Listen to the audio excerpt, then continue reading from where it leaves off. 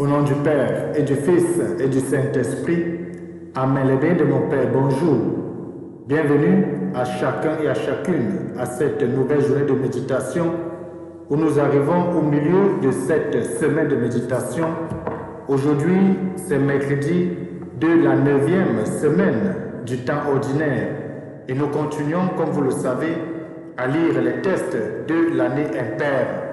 De façon spéciale, aujourd'hui, nous allons continuer une fois de plus à lire le livre de Tobie au chapitre 3, les versets 1 à 11, puis les versets 16 à 17.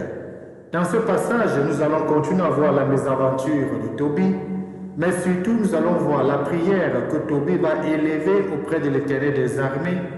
Et bien sûr, nous allons aussi écouter cette belle prière que va prononcer Sarah qui est la fille de Ragaël. Et béni de mon Père, chaque fois qu'un homme de Dieu prie, c'est peut-être le moment de nous arrêter de voir le contenu de sa prière, qui peut nous inspirer nous-mêmes dans notre vie de tous les jours, de formuler de telles prières dans les mêmes situations dans lesquelles nous pourrons nous trouver tôt ou tard.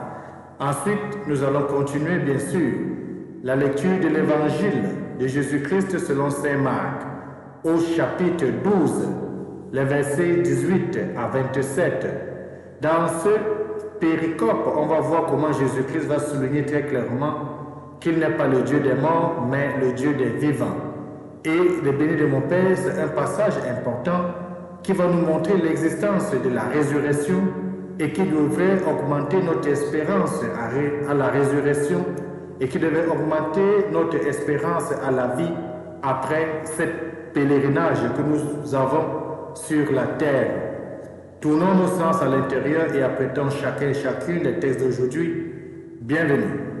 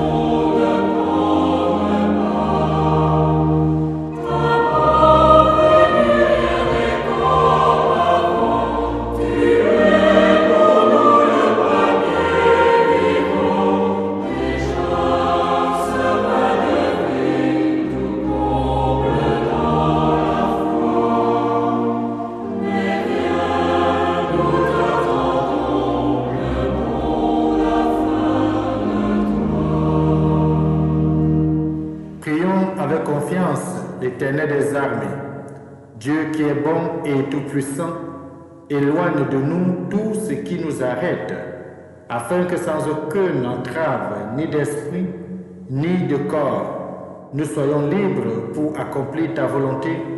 Nous t'avons prié par Jésus-Christ, ton Fils bien-aimé, lui qui vit et règne avec toi dans l'unité du Saint-Esprit, Dieu maintenant et pour des siècles des siècles. Amen. C'est le moment, chers amis, chers bénis de mon Père, d'ouvrir nos Bibles au texte du livre de Tobie, au chapitre 3, les versets 1 à 17.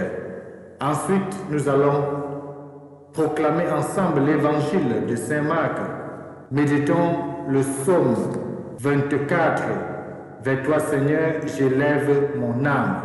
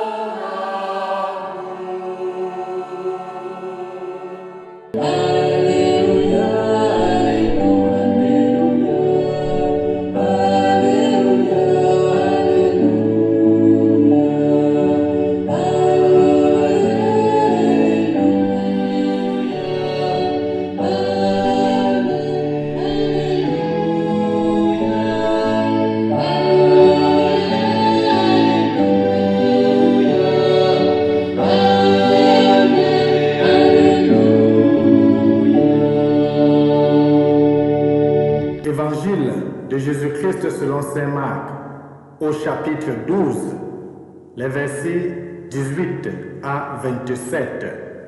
En ce temps-là, les Sadducéens, ceux qui affirment qu'il n'y a pas de résurrection, vinrent trouver Jésus.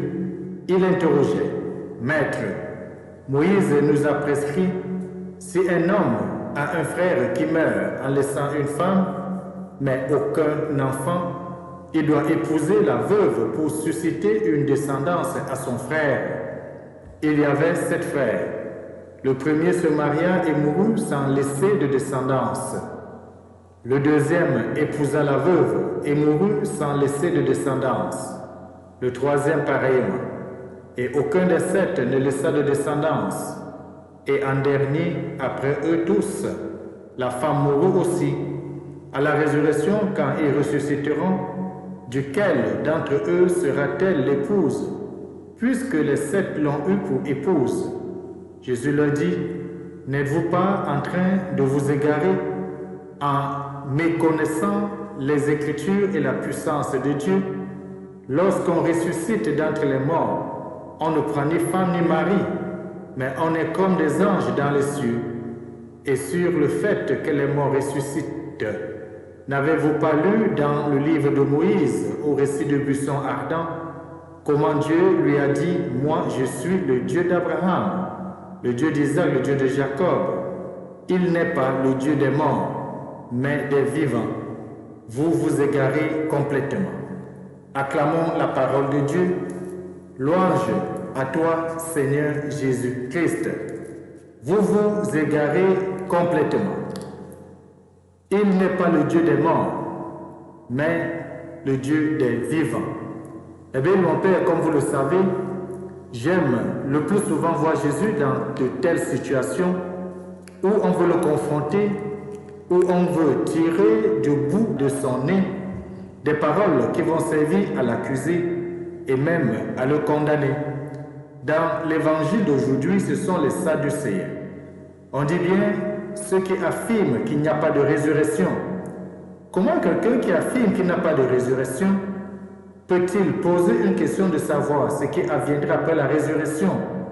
En d'autres termes, c'était pour écouter Jésus répondre en disant que cette femme va épouser l'un des sept, pour que ça commence à montrer l'injustice. Comment se fait-il que la femme a épousé sept maris et à la résurrection on ignore les autres? Même du simple raisonnement humain, on trouve qu'il y aura quelque chose, un problème à souligner. Nous sommes, le bien de mon Père, quotidiennement confrontés à des choix où notre Dieu et César sont en conflit. Oui, nous l'avons souligné hier. Et aujourd'hui, encore une fois de plus, nous sommes face à cette réaction, nous sommes face à un choix à faire. Un choix de croire à Jésus, de cheminer avec lui. Un choix de choisir un Dieu qui est le Dieu des vivants et non le Dieu des morts. À la faveur de la question des Sadducéens, nous nous rendons compte de nos propres erreurs de jugement sur la vie de Dieu et surtout sur l'au-delà. Et on peut comprendre pourquoi Saint Paul va dire dans le livre de Thessaloniciens que je n'aimerais pas vous laisser dans l'ignorance en ce qui concerne la mort. Nous avons souvent été laissés à nous-mêmes dans la méditation de ces deux sujets et il en est résulté en nous une sorte de résidu qui est fait bien sûr de croyance et surtout de superstition. Nos Sadducéens de l'Évangile et surtout nos Sadducéens modernes s'appellent le plus souvent sectes, mages, voyants, tous ceux qui se livrent à la lecture et à la prévision. Ils nous proposent un chemin de problèmes dont l'issue ne peut être que ce qu'ils veulent nous amener à accepter. Rappelons-nous la récitation de Corbeau et le renard. Tout bon flatteur vit aux dépens de celui qui l'écoute. Ainsi, j'ai souvent entendu ce type de discours, peut-être vous aussi. Si Dieu est juste et que les méchants ne sont pas punis en cette vie, il va de soi qu'ils devront revenir dans une nouvelle existence, expier leurs erreurs. D'où la légitimité de la croyance à la réincarnation que nous avons toujours entendue autour de nous dans certaines formes de spiritualité. Admettre le bien de mon Père ce raisonnement montre que nous ne connaissons rien que de l'extérieur et que nous n'avons pas pris soin d'ouvrir à Dieu notre cœur, mais surtout notre cœur de foi et notre esprit pour que Dieu y habite comme en un sanctuaire. N'oublions pas que nous sommes le temple de l'Esprit Saint, va nous dire Saint Paul. C'est à cette ouverture au sein des vivants et non des morts que nous appelle cet épisode de la vie de Jésus. Dieu des vivants, oui, Dieu des vivants. Or, la vie de Dieu est amour, lumière et vérité. Dieu n'est plus celui des seuls philosophes, mais ce Dieu personnel d'Abraham, d'Isaac et de Jacob. Dieu de Jésus-Christ, notre Rédempteur. Il est Père et nous appelle à la vie, car chacun de nous, nous sommes des morts en vie à cause de nos péchés. Et la justice de Dieu dans tout cela, qui suis-je pour la juger? Ne ferais-je pas mieux de dire comme Job au lendemain de ses épreuves? Oui, j'ai parlé sans les comprendre, de merveilles qui me dépassent et que je ne conçois pas. Mon oreille avait entendu parler de toi, mais maintenant mon œil t'a vu. C'est pourquoi je me condamne et me repens sur la poussière et sur la cendre. Job 42, les versets 3 à 5. Oui, la meilleure façon, c'est de se tourner vers Dieu avec persévérance. Et c'est ce que la première lecture du livre de Tobie nous montre. Ni Tobie, ni Sarah n'ont laissé la souffrance les submerger. L'un et l'autre ont persévéré dans la prière en dépit de tout. Ils s'en sont d'ailleurs remis entièrement à Dieu et à sa réponse, à toute confiance et humilité. Mettons-nous dans l'humilité et tournons-nous avec confiance en ce Dieu qui se tient toujours à côté de nous et qui est le Dieu des vivants, étant sûr qu'après même notre mort, il nous ramènera à la vie. Celui qui croit en Jésus-Christ ne mourra pas, mais aura la vie éternelle. Que Dieu Tout-Puissant nous bénisse en ce jour et nous garde. Lui qui est Père, Fils et Saint-Esprit. Amen.